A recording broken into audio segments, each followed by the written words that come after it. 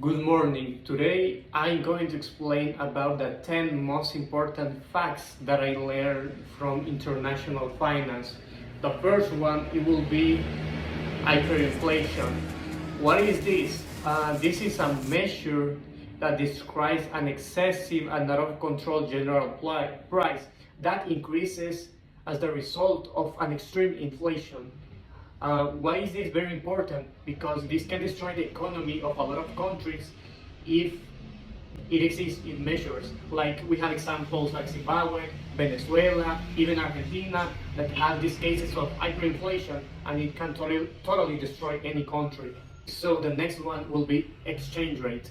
An exchange rate is the value of one currency that is expressed in terms of another. It's essentially the rate at which one currency can be exchanged for another. An example will be if you have 1 euro, it will be 1.15 of a dollar.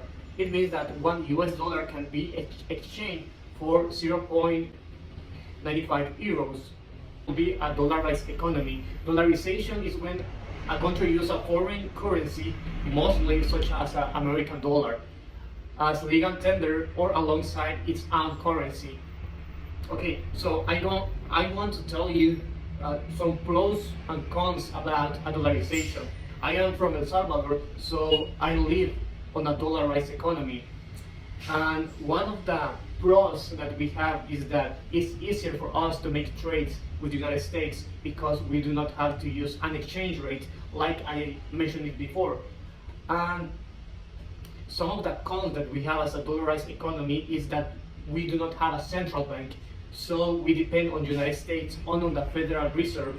We do not have anything to do like a state because we depend on the US.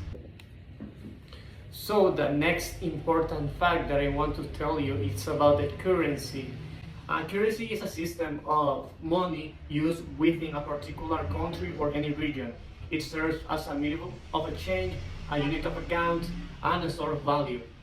We have a medium of exchange that currency facilitates the buying and selling of goods and services, and it eliminates the need for a barter system where you trade directly for what you want. Like an example could be maybe 700 years ago when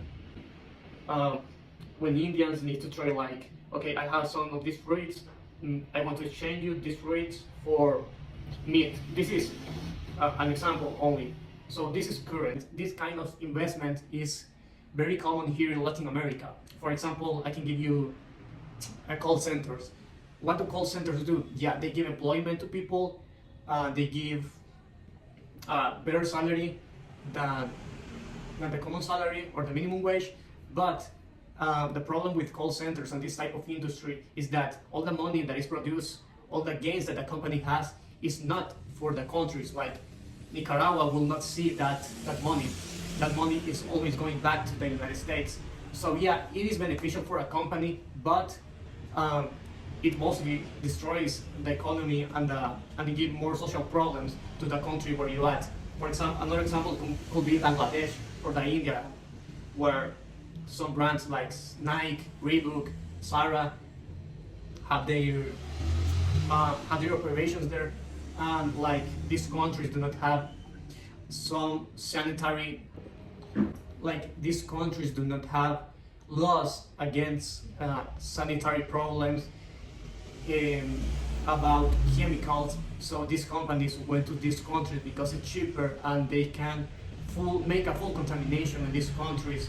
So yeah, at the end the company is winning money and profit, but these countries are like being destroyed by the last one that I will talk about. It is capital budgeting.